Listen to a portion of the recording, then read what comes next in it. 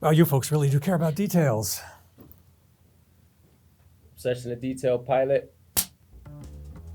Hi, I'm Tony Robbins. I'm an architectural historian, and I've been looking at the New York City skyline pretty much all of my life. And today, we're going to take a close look at three of the big stars of the New York City skyline.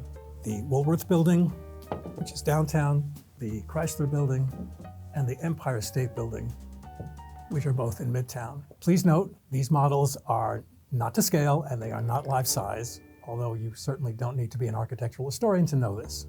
These buildings are roughly a century old, and each in its day was the tallest building in the world. Today we are going to take a look at their design, some of the extraordinary and hidden details. So get ready, we're going to jump in now. This is Obsession to Detail. So let's take a look at the interior design and the hidden details in the lobbies of these buildings. The lobbies are equally distinct as the exteriors. We can start with the Woolworth Building, which has a lobby unlike any other really in the city. The details are extraordinary, and they have different reasons for being there. This mosaic that you see in the center with the bird of paradise at the bottom, this is up in the second story, and it's just part of the idea of this is such a tall building, we're up in the heavens, here are the birds. Over at the right, there's a salamander beneath the postal box. The mythical salamander could exist inside fire. Woolworth Building was taller than any building that had ever gone up, and there was a worry, well, how can we rent space in it? What if there's a fire?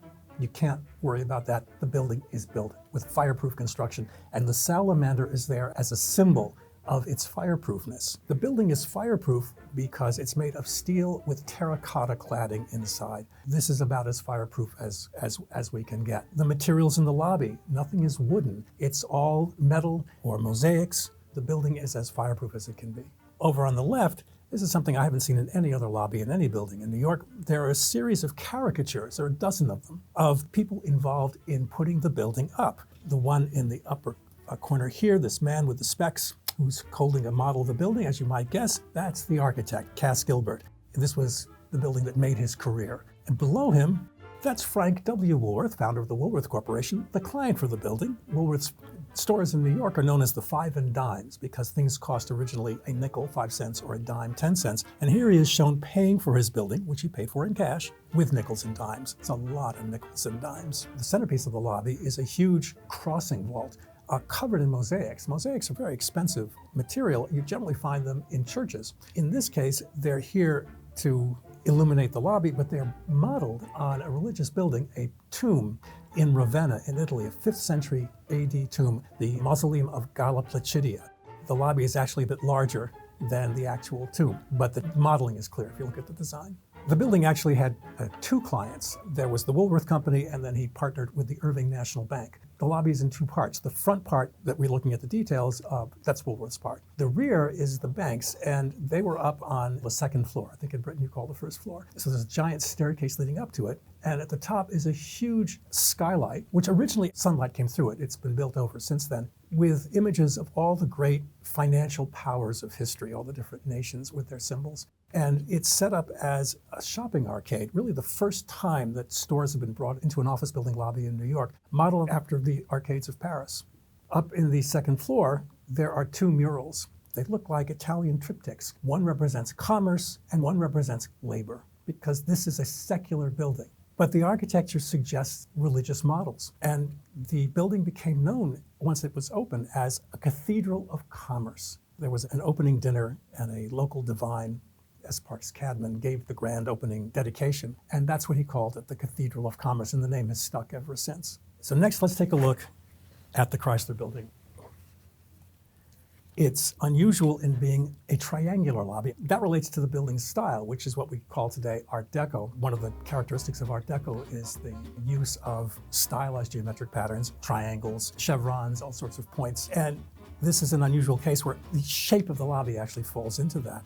So the image that you see here of the lobby is a little misleading. It looks as though the ceiling is at an angle. It's not, it's perfectly flat. That's because the angle is so odd, it's almost impossible to photograph this properly. You can see in the photo, two images stand out. The lights and the ceiling mural. the light level in the lobby is actually quite low. And that's because the lighting comes from what's called indirect lighting. Instead of having lights actually point out into the space, they're hidden behind these metallic ribs. The light, originally neon, I think today they're fluorescent, bounces off the marble behind it and then into the lobby. So it's already secondary lighting, and that's a much lower level. Today, that wouldn't be considered appropriate for a business building, but in this period, it was considered theatrical, dramatic, the kind of lighting we want in our building. So the walls are covered in marble, and it's a reddish marble from Africa, imported. Its official name is rouge flammé, which I believe means flaming red. It sounds like something a PR guy would have come up with. We're not far from Madison Avenue here. And you'll notice that the pattern is vertical. The lines go up, and that's something we're going to see when we look at the outside of the building. It's a hallmark of the Deco style in these skyscrapers that the building has a direction, and the direction is vertical. And the idea is that our eye is caught by vertical lines and lit up. On the outside, we're lit up until we see the top of the building, which we will talk about. But on the inside, we're lit up until we see the mural. The ceiling is covered in murals, and the murals are telling us something about who built the building. This building was built for Walter Chrysler, the founder and chief executive of the Chrysler Corporation. That corporation is out in Detroit, Motor City. The corporation didn't build the building. Chrysler built it as a personal investment. But his identity was wrapped up in transportation. So there are images of all kinds of transportation. The airplane that you see, that's actually the Spirit of St. Louis, the first airplane to cross the Atlantic with Lucky Lindbergh. There actually is no image of a car because Chrysler thought that would be too egotistical. It's an interesting choice. In the center, this is still in the ceiling, what you see is the construction of the building going on. These images of workmen are not just images, they're actually portraits. The muralist, Edward Trumbull, had the workers pose for their portraits, and these are their likenesses. Though you don't see it in this particular image, they come together and focus on a huge portrait of the Chrysler Building itself, occupying most of the ceiling. To the right, the elevators. These are the doors, which are covered in various inlaid woods. And again, this is the Art Deco period, so they're all sort of abstract geometric patterns, like you see here, these zigzags. But you notice they get slightly smaller as they go down the elevator, just that attention to detail that makes them work so well. And then they sort of become more like floral patterns here. That's the other side of Art Deco ornament. Looks floral, but you won't find anywhere in nature quite like that. But inside, there are 4 different sets of interiors, each a different set of geometric patterning, and they're just exquisite. Look at the annunciator light above the elevator door. You'll notice it's a pyramid. Even the annunciator light takes a geometric pattern, much as the plan of the entire lobby does. Now, the Art Deco style was not called Art Deco in these days. It was called modern, which isn't terribly helpful. Everything that I do today is by definition of modern. It was called modernistic. What did the architects of the day call it? They called it the vertical style, picking up on this direction that the buildings have. The name Art Deco was coined only in 1966. There was a retrospective exhibit in Paris in that year, looking back at designs in the 20s, and they took the name from a very influential design exposition held in 1925 with a very long French name. It translates as the International Exposition of Modern Industrial and Decorative Arts. And that's a mouthful, and my theory is that it wouldn't fit on the cover of the catalog. So they shortened it. They had the phrase Art Décoratif, which is just French for decorative arts in it. They shortened that long title to Arts Décoratif, and maybe that was too long too, so voila, Art Deco, the expression was born. Last, but hardly least, the Empire State Building. Now, the Empire State Building is an extremely large building. It runs half a block. Therefore, it has really 2 lobbies. The much larger lobby is simply a long, long space with elevator banks in it. The smaller lobby is entered off Fifth Avenue, and that's set up almost like a chapel, and it's covered with ornament. At the far end, the most visible ornament, is this image of the Empire State Building with the sun rising behind it. This was a very popular image. In this period, you'll find this image of the building itself being part of the ornament. It happens in other periods, but it's particularly common in the Art Deco period. All the skyscrapers seem to have done it. The sun rising behind it is a sort of a symbol of the dawning of a new age. In the center, these are a wonderful series of metallic icons of the different building crafts, building trades that went into creating the building. There are a dozen of them scattered throughout the lobby. They were designed by Oscar Bach, who was one of the great masters of iron and metal design of the period. And you see there's masonry, there's electricity, there's heating, and they're all in what we would think of today as the Deco design. It's all about geometric patterns, a lot of symmetry. Even the font of the lettering for electricity and masonry have that Deco flair. On the left, Here, what you're looking at is the ceiling. This extends throughout the long corridors that take you past the elevator. If you'd gone to see the building 10, 15 years ago, you wouldn't have seen them because the ceilings had been dropped years before, covered with acoustical tiles. In honor of the 75th anniversary, they took a look behind the acoustic tile. They found that the murals still were there, but they were so deteriorated they couldn't even be restored. So instead, the new owners of the building brought in the architectural firm of Beyer Blinder Bell, one of the best preservation firms in New York, who brought in Evergreen, one of the best makers of ornament for historic buildings, and they recreated this image that you see here, and it's sort of space agey almost. There's the sun and stars, and they're all suggesting the future, because that was what the Art Deco style was all about. We're in the new age. We've turned our back on Europe. Even though Art Deco has its origins in France, we really made it our own in New York as a skyscraper style. And there's that sense of futurism in this extraordinary ceiling. And now that we've had a chance to look at some of the details in the lobby, let's look at some of the upper floors and see what we can find. Now, skyscrapers are large buildings, and they have many spaces which people don't often see. Let's start with the Woolworth Building. In the basement, there was actually a swimming pool, Olympic-sized swimming pool, that was open to people. I guess the executives of the building may have used it. By the 1980s, it had been leased out to a gym. I think it was the Jack LaLanne gym. A boss of mine once went swimming there every lunch hour. And then it was abandoned and was kind of falling apart. The building itself, the upper half of it has been converted to condominium apartments. And I've heard talk about revamping the swimming pool for their use of the new condominium owners. But here's a picture from back when it was still in use in the early days. On the left, this is a very interesting image. This is from the grand opening of the building. It was a special dinner that was held in honor of the architect Cass Gilbert, hosted by the owner, Frank W. Woolworth, and it was held on the 27th floor, which made it at the time the highest in altitude dinner that had ever been held in the city. There was a lot of hoo-ha about the opening of the building. The building's lights were off, 7:30, I think it was p.m. It was dark outside. At exactly 7:30 in Washington, D.C., President Wilson pushed a button. That button rang a bell in the basement of the building, where an engineer waiting to hear it heard it, pulled a lever, and all the lights came on. It was absolutely stunning. And then came the dinner, which you see here on the left. So the grand opening was on April 24th, 1913. And this dinner was attended by 900 VIPs. So now let's have a look at a private club, a former private club in the Chrysler Building. Up on one of the highest floors, a duplex club was called the Cloud Club. It was a luncheon club for executives of companies with offices in the buildings. And it was a stunning Art Deco space. You can see the furnishings and some of the wall treatments here on the right. If you look on the left here, this is typical Art Deco-y detailing. These squiggles represent clouds. It's the Cloud Club after all. These would appear to be stars. Up in the upper left-hand corner, this was at the bar. If you looked out the window at the bar directly south, you saw the skyline of Lower Manhattan. And if you looked to your left, you saw this mural of the skyline of Lower Manhattan. Now, when the building opened, they would have been very similar. Visitors to the Cloud Club in the 70s, and I think it closed in 1980, had a different experience. You looked out the right and you saw the skyline as of 1980. It had changed, but to your left, that was still the skyline of 1930. So let's have a look at the Empire State Building now, and a space that everyone has seen on the outside, but no one gets to see on the inside. And that's the mast at the very, very top of the building.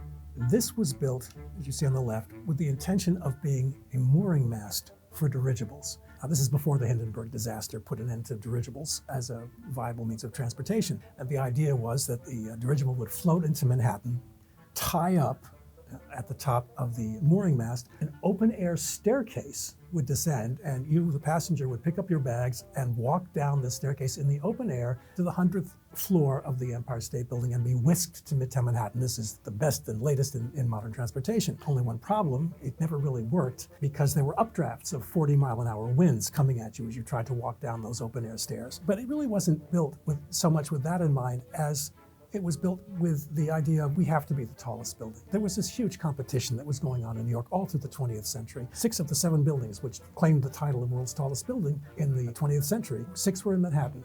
1 was in Chicago, the Sears Tower. And there was a real competition going on in the 20s between the Chrysler Building and the Empire State Building and the Bank of Manhattan, which did not ever win that title. When the Empire State Building opened, it took the title of world's tallest building from the Chrysler Building. But the building itself, which is really just what you see here covered in stone, the actual office building, was about 4 feet taller than the Chrysler Building. And according to an executive who was in the room at the time, Raskob was worried that Chrysler would pull a trick by adding a flagpole to the Chrysler Building and taking back the title. So to foreclose that possibility, he added this mooring mast. Now, if you go to the Empire State Building today, I think even to this day, they will tell you that the building is 102 stories tall. Now, this is a fib, I think is fair to say. The building is 86 stories tall to the top of the stone-faced part. That's where all the offices are. So that's 86 stories. As you see here now on the right, we're getting a look at the inside of this mooring mast. There's nothing inside. So the image on the left looks like a photograph, and I think it's probably based on the photograph, but this is a mock-up. This never happened. It's to show you the concept of the dirigible tying up. On the right is a drawing that shows it in more detail. You can see here, this is the dirigible, and here is the open-air staircase, and there are the people coming out in the open air, walking down into this area. You'll see over here it says mooring mechanism. I mean, they were quite serious about it, but it really was about height. The building is actually 86 stories tall. In fact, that there are stories. That takes us to the top of the stone face section here. That's where all the actual office space is. The mooring mast doesn't have stories in it. It doesn't have anything in it except for an elevator shaft and a spiral staircase. Again, this is a drawing, not a photograph, but it gives you an idea of what the inside might be. The folks who were promoting the building said, well, the building is 86 stories. This doesn't have any stories in it, but it's equivalent in height to 14 stories. Oh wait, there are 2 sub-basements in the building. So we can say that the Empire State Building is 102 stories tall. This is New York City. This is what we do. We're the masters of hype and Madison Avenue. And that was the reason for the choice. It was, in case Walter Chrysler got antsy about having lost the title of world's tallest building, it would be a lot harder to match this than just adding a flagpole. When I was a boy, and even when I was a grown-up, there were 2 observatories. There was the 86th floor observatory. You get to walk outside. It's really right at the top of the office building as an office building, right here at the base of the mooring mast. That's probably the best known one. It's certainly the largest one. It was closed for a while, but you could take an elevator up to what we called then the 102nd floor observatory. That's totally enclosed. You cannot walk outside. But that's where the people who were, in theory, coming off the dirigible would have landed and walked in. Today, it's just an observatory. 102nd floor. They might be calling it the 103rd floor today. And that may sound odd, but in New York, this sort of thing happens all the time. When the twin towers of the original World Trade Center went up, they stripped the title of world's tallest building from the Empire State Building. The Empire State Building didn't even just become the 2nd tallest building, it became the 3rd tallest building because there were 2 towers at the World Trade Center. And the architects of the building, which still existed, the firm still existed, were commissioned to design a 20-story addition to the Empire State Building that would have covered over the mooring mast and extended the office building up. It would have just been a great big rectangle, rather like the Twin Towers of the old Trade Center. I asked the architect, were you serious about this? He said, no, of course not. This was all for public relations. This is New York. This is who we are. This is what we do. So it's time to have a look at the towers on the outside. And what you see here are the series of towers. Each of these was the world's tallest building. There were 6 of them in New York. The Woolworth Building was number 3. The Chrysler was number 4. The Empire State Building was number 5. The World Trade Center Towers, the old one, was number 6. The Woolworth Building began as a much smaller proposal. They didn't have the whole site yet. They just had the front portion of it. And they were talking about a 20-story building. And gradually, Woolworth was able to acquire more and more of the site. This is called assembling a site in New York. And it's a complicated thing to do because if word gets out that Woolworth is assembling a site and my property is next in line, gee, my price just went up. So it had to be done in great secrecy. But as each piece of the acreage was acquired, the architect was asked to, okay, make it a little taller. And by the time we get to the later section of the design was already there. Woolworth was thinking about the value of being the world's tallest building. The building that held the title of world's tallest building before Woolworth first was the Singer Tower, which was all of 612 feet tall, and then followed by MetLife, 700 feet tall. The Singer Tower no longer exists. MetLife is still there. Woolworth recounted later when he was asked, why did you build the world's tallest building? He said, well, I travel in Europe a lot. Wherever I went, people would ask me about the Singer Building, the Singer Company and its extraordinary tower, and I decided I wanted them to be asking about the Woolworth Company and its tower. He actually called the tower a giant signboard. He saw it as an advertisement for the company. How many stories of this tower does this operation require when it opened? 1.5. One story for the offices and his office on another floor. That's it. And he did quite well. He got a lot of railroad companies. So he didn't need it for the operation of the company, but he needed the advertising. And this building was not in the financial district. It was just a little bit north, right on top of City Hall Park, where everybody would see it. There's a story that at one point he said to his architect, how tall is the MetLife building? And the answer was 700 feet. And he said, okay, go 50 feet taller. In the end, the building went to 792 feet, and it took the title. And then building stopped because World War I started. And it was a good 15 years before the Chrysler Building. And that's why the Woolworth Building maintained that title of world's tallest building, became known for it, whereas the Singer Tower and MetLife only had held the title for a year or two each. So they were sort of forgotten. The shapes of the building are a bit different, and that's because of zoning regulations in New York City. Those were passed in 1916. The Woolworth Building was completed in 1913, one of the last big buildings that went up without the zoning regulations. And that accounts for differences in the way the buildings are shaped. You can see through this model, the back, there's an enormous open area. That's to provide light and air to the windows in offices. It's a huge light court. It wasn't required by zoning regulations. It was just required by economics. Nobody wanted to rent dark spaces if you're going to be up in the building. But as you look at the front, it goes straight up. There are these two little setbacks, very, very shallow, basically, where there are little walkways. This one here was the observatory, but really it's a straight shot up. And that's not the case with the other two buildings because the zoning laws changed that. The white that you see of the color is not exactly right. It's glazed terracotta. The building is covered in terracotta. This was the first massive use of terracotta tiling covering a skyscraper. Cass Gilbert had done an earlier building, a smaller building nearby, and he'd used terracotta there, so we knew it was doable. But this was a stunning use of it. And again, it has fireproof qualities, but it also was chosen, according to the architect, because of the potential for color. Now, as you look at this, it doesn't seem to have any. It looks white. But the actual terracotta has a sort of a sheen to it. It's sort of a beige, a tan. No one quite knows what to call it. And it seems to be just one color, but that's an illusion because hidden between the windows, if you look at them carefully looking for it, you'll find them. There are tiles that are in blue and yellow and red, and they're not meant to be seen. They're meant to give an internal luster to the color overall. That's something you can do with terracotta that you can't really do in stone. And that apparently was the main reason that Gilbert wanted the terracotta. World War I comes and goes, the roaring 20s are here, and people are starting to say, you know, it's time to start building skyscrapers again. And there are a lot of proposals are floated during the 20s. By around 1929, there were 4 proposals out there for world's tallest building. And then the stock market crashed. And most of those projects disappeared. There were just 2 left. One was the Chrysler Building in Midtown, and the other was the Bank of Manhattan downtown, and they got into a match. Who was going to be the tallest building? Chrysler Building was originally only going to be 808 feet tall, which made it 16 feet, I think, taller than the Woolworth Building. But the Bank of Manhattan announced it was going to go to 825 feet. Chrysler said, did we say 808 feet? We meant 858 feet. All right, well, we're going to be 875. Okay, well, we're going to be 900. Okay, we're going to be 925. Did I mention these were grown-ups? So down at the Bank of Manhattan, they said, well, we're going to put a flagpole, see, on top of our building, which is going to raise its height to 927 feet, which is 2 feet taller than you. We win. What they didn't know down on Wall Street at the Bank of the Manhattan Company is that Walter Chrysler was not going to lose this battle. So secretly, he had the spire that you see at the top, manufactured in 5 pieces, brought to the building in the dead of night, welded together, and then as dawn broke over the metropolis, lifted by a winch into the sky. The architect who was watching it from the sidewalk said it was like watching a butterfly emerge from a chrysalis, reaching the height of 1,046 feet, leaving the Bank of Manhattan and all of the rest of them in the dust, and for the first time, taller even than the Eiffel Tower. Of course, the Eiffel Tower had been taller than all of these earlier buildings, and the common response to that was, well, that's not really a building, it's a structure, it doesn't count. But here's the Chrysler Building, and it's taller than the Eiffel Tower. So you see the difference here in the Chrysler Building. It has these extraordinary setbacks, and they're not just about the building's architects saying, I think I'd like to do that. They're required by law. The idea is, you know, a tower like Woolworth Building, undifferentiated, no setbacks, blocks the light and air from the surrounding streets. We have to do something about this.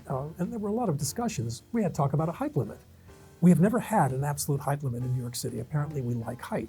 But instead they came up in 1916 with a set of regulations that were in effect until 1961 that said if you're going to build a tall building, you can start at the sidewalk level and go straight up, but only to a certain point.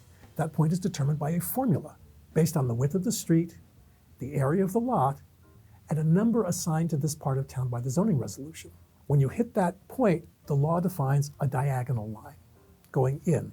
right? Now, generally speaking, people don't design buildings on diagonals. So instead what you get are the setbacks, but you can almost see the imaginary diagonal line there. So the idea is you go up as far as you can. You at this point go up, back, up, back, up, back, until what you're building, the tower, is occupying no more than 25% of the area of the lot at the ground. And then you can go up as high as you like until finance says you're going to start losing money if you go any higher. And that's what you see in the Chrysler Building. And that's what you see in the Empire State Building. That's why those setbacks are there. You also see in this model, it shows it quite nicely, is that there is a base that's actually quite sizable. It's 5 stories tall, and it extends quite a ways on either side of the building. And that's actually quite brilliant, because what it means is that if you're on the city street next to this world's tallest building, you don't even see the tallest building. You don't, because you'd have to look up and it's hard to do. What you see is the 5-story base, which fits into the scale of the streets around it. So this 100-story building fits quite comfortably on a midtown block. It's really very cleverly done. You also see the spires at the top of both these buildings. And this is what architects mean when they talk about skyline value, right? You can't see the lower parts of the building unless you get close up.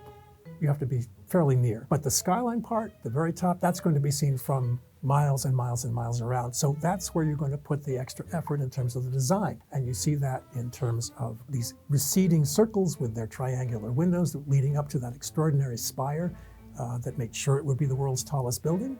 And you see it in the design of the spire here. By the way, just to be clear, the dirigible mooring mast goes to there.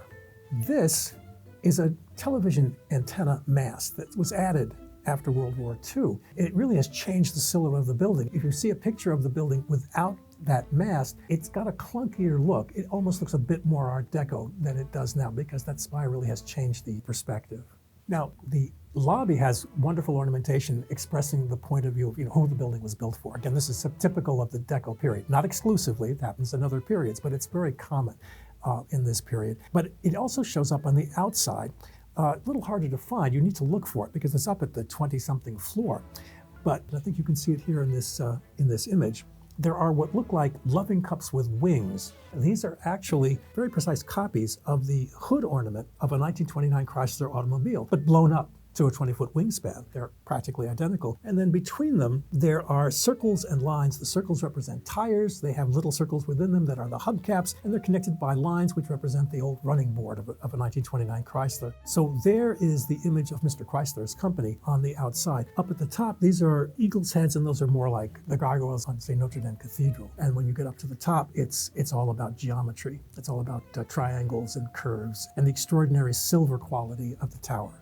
The images, all of these pieces of metal, these are all the same nerustus, the non-rusting alloy of nickel, chrome, and steel. These were all manufactured on site, just the way the spire was assembled on site. The contest between the Chrysler Building and 40 Wall Street, the Bank of the Manhattan Company, was very intense. It was followed in the press as the competing heights kept increasing. The Chrysler Building finally won that battle and opened as not just the New York tallest building, but the world's tallest building, taller even than the Eiffel Tower, and it held that title of world's tallest building for 11 months, because then the Empire State Building opened, and that was the end of that. So that's why the spire is there, and that's not very much different from the Empire State Building with its dirigible mooring mast. Now, the design of the buildings, they're similar because they're towers. I mean, they occupy a similar amount of space. They have certain similarities and certain differences. The Woolworth Building, the style is based on the Gothic, and 2 particular buildings. One, a Guildhall in Louvain in Belgium for the lower stories, but the tower, Woolworth said to Cass Gilbert, I'm a real admirer of the Houses of Parliament in London. Make my tower look like the Houses of Parliament. The Houses of Parliament are low and broad, and the Woolworth Building is tall and narrow. But the Houses of Parliament have their own towers, and one in particular is called the Victoria Tower, and indeed the upper portion of the Woolworth Building is modeled on the Victoria Tower. Gothic was an unusual choice for a skyscraper. It seems logical in retrospect because it was the style of so many cathedrals, which were the tallest things in the world at one time. But not too many skyscrapers picked up on it, so Woolworth is unusual in that regard. Now, it's interesting, the Chrysler Building is considered everybody's idea of the great Art Deco skyscraper in New York. The detail is extraordinary. The detail is based on really 2 things. The geometric patterning, which you see especially in the spire with these receding circles, right? It's all geometry, receding circles and these enormous triangular windows, behind which originally I think the lower area was where you found the Cloud Club. In the upper area, there was an observatory, which is long gone. And this was covered in non-rusting alloy of steel called mirusta, which is German for it never rusts. It was an alloy of nickel, chrome, and steel. Below it, it's cast in brick. The central windows have that vertical sense. And this goes back to Chicago in the 19th century. Louis Sullivan, who was one of the great innovators in skyscraper design, could also write really, really well. And he wrote, "What is a skyscraper? It is a tall, proud thing soaring in exaltation." In other words, these buildings are tall, and I want people to look at my buildings and see that they're tall. And how do I make that happen? Well, if I put the windows in vertical stripes, it will catch the eye of the observer, and you'll look up and up and up until you get to the top, and you'll say, wow, look how tall that is. You'll see it also in the Empire State Building, the way the windows are organized. It's all about the verticality. Remember that the phrase Art Deco didn't exist in 1929. Architects of the day called their style the vertical style, and here you see why. Nobody questions that the Chrysler Building is an Art Deco building.